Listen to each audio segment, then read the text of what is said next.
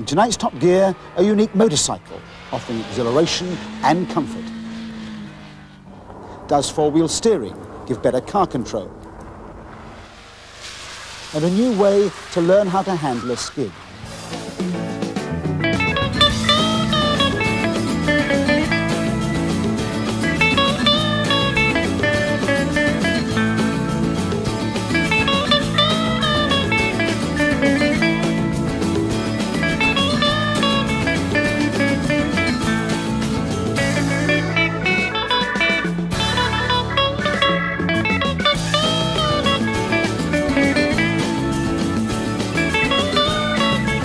Welcome to Top Gear, coming to you this week from the National Motorcycle Museum, just across the M42 from the NEC in Birmingham.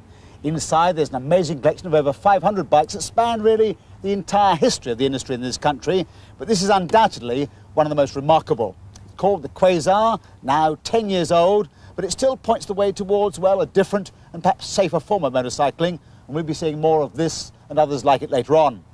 Indeed, safety is a major theme. Well, the motorcyclist's response to the road research laboratory work has been very swift, very vocal and very negative. In fact, 100,000 of them have signed a petition calling for the resignation of Junior Minister Peter Bottomley, partly because they remain unconvinced the devices will work, but mainly because they resist very strongly the idea they should be compulsory. So the debate has just begun.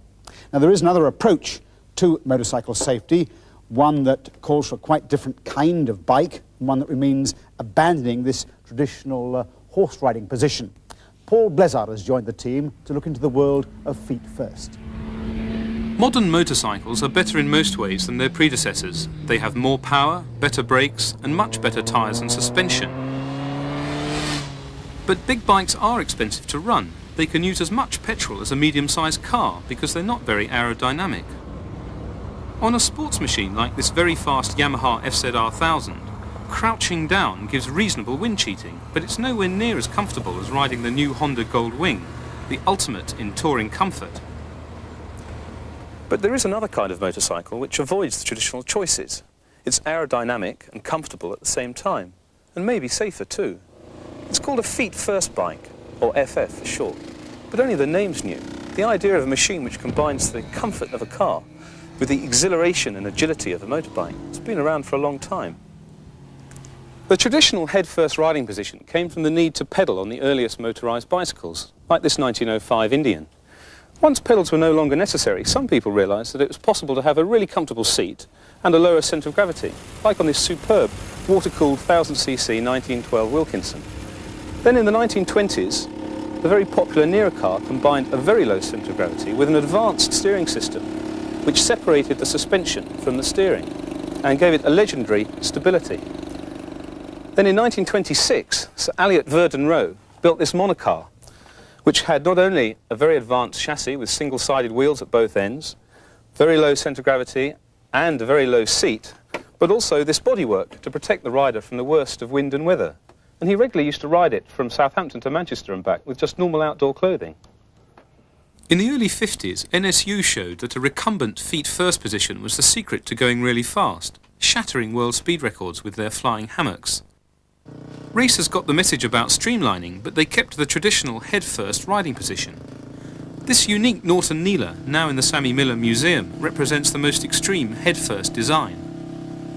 But some of these so-called dustbin fairings were highly susceptible to side wind, and in 1957 full streamlining was banned from racing, as it still is today. There was no real change in chassis design until 20 years later, when the extraordinary Quasar appeared. What was it designed to achieve? A better performance from less power by decreasing the actual aerodynamic drag of the conventional bike by making a smoother and a smaller shape to pass through the air.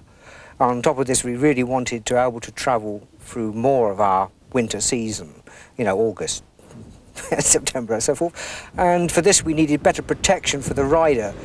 The windscreen and roof kept the wind and rain out, and the rather heavy but robust construction has proved very protective in accidents. The Quasar looks futuristic, but it uses a bicycle-inspired steering head in which the suspension is still turning with the front wheel. But there have been FS built with a steering system more like the Nera cars, in which the steering is separated from the suspension. Like this FF that Pete Lawrence is building, which uses Jack DeFazio's centre hub steering system. You can see when the wheel turns, suspension stays still and it only moves up and down in a vertical plane.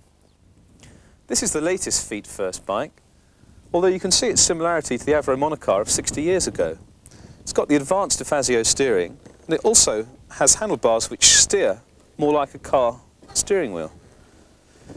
Under here it's got a Reliant 850 engine, and I'm sitting in a Volvo car seat.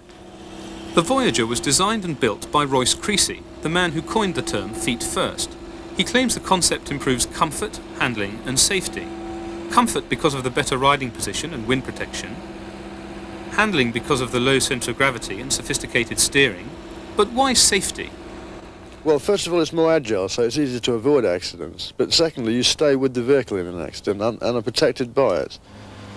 And when might we be able to buy a machine like that? I hope within a year. And what sort of price are we talking about? Well, we're working on less than £6,000.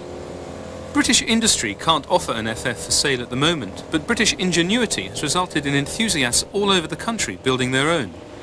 They may look a bit homemade, but in my experience they can offer a more practical and economical form of transport than most new machines currently available. Is this the ultimate feet-first motorcycle? It's called an Ercomobile, or Ecology-mobile in English, and it offers the best of motorcycle excitement with motor car comfort, although it looks more like a wingless glider. It's a lot different from the British FFs, which is not surprising since it's the creation of a Swiss aeronautical engineer, Arnold Wagner. As most people, I travel mostly alone, and it seemed unreasonable to carry 1,200 kilos of tin and 3 or 4 empty seats just for myself in a briefcase. And on the other hand, you have this wonderful machine, the motorcycle, which is not useful in our climate because you have to dress up like an astronaut. So the basic idea of this machine is the combination of the agility of the driving fun and of the low operating costs of the motorcycle combined with the practical usefulness of a car, which needed the enclosed cabin. The result is a motorcycle twice the length and weight of many conventional machines, although it's no heavier than the new Honda Goldwing and has much better aerodynamics. A modest 90 horsepower can push it along at over 160 miles an hour. Low-speed driving around town is more tricky because it's so long and wide, but filtering through traffic is illegal in its home territory anyway. Also, the enclosed body means it needs outrigger wheels to keep it upright at low speeds.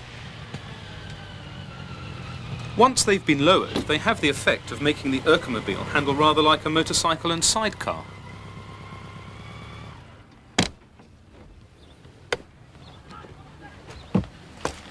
Well, the easiest way to understand this extraordinary machine is to start with the basics. Here we have a standard BMW K100 RS, which uses the same telescopic forks and wheel, the same indicator mirror pods, the same instruments, the same handlebar controls, the same engine and transmission and rear wheel and exhaust. The only difference is that between the front forks and the engine there's about 4.5 feet of extra space for the rider and passenger.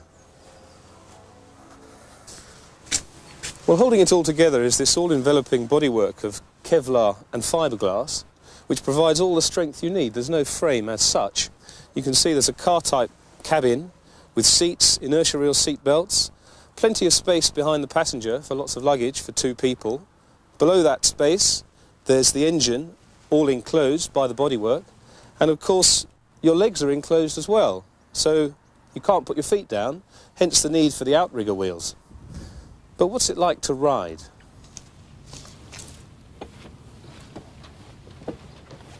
In some ways, it's very like a car. No need for a crash helmet or any protective clothing, just a seat belt, heater and air conditioning instead.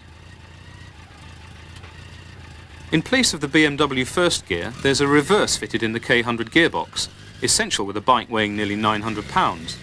Then there's the foot clutch and hand gear change to master, not to mention the outrigger wheels, which are operated by a switch on the left handlebar. Watch the green light. There we go. Wheels are up. Once you've got the wheels up, it handles much like any other feet-first two-wheeler. Acceleration is not as lively as a K100's because of the extra weight, but fuel consumption benefits enormously from the good aerodynamics. It has a drag factor of less than 0.2 compared to around 0.3 for the best cars and 0.4 for a racing motorcycle. The Ercomobile is said to give over 90 miles to the gallon at 75 miles an hour, and it still does 0 to 60 in under 7 seconds. Inside it's very quiet, helping Arnold to enjoy opera on the sophisticated stereo system. It forms an appropriate accompaniment while he's blasting round the bends at impressive angles of lean. At the Nürburgring, he's been to 53 degrees from vertical and grounded the outriggers. In fact, the low centre of gravity makes leaning it over very easy, and the lack of lateral G-forces means that, unlike a car, you don't get thrown about when cornering. It is heavy steering.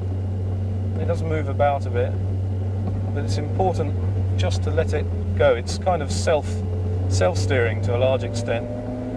So once you feel relaxed and confident with it, then you don't actually have to have a heavy grip on the bars at all. Although I've got blisters on my right hand from learning to drive it. So far, only 4 Ercomobiles have been built, but 20 more are scheduled for this year, selling at about £25,000 each. Hand-built construction is always costly. Arnold Wagner likens them to Bugattis, but says that a mass-produced Volkswagen version could be built for a fifth the price, provided there was the necessary demand.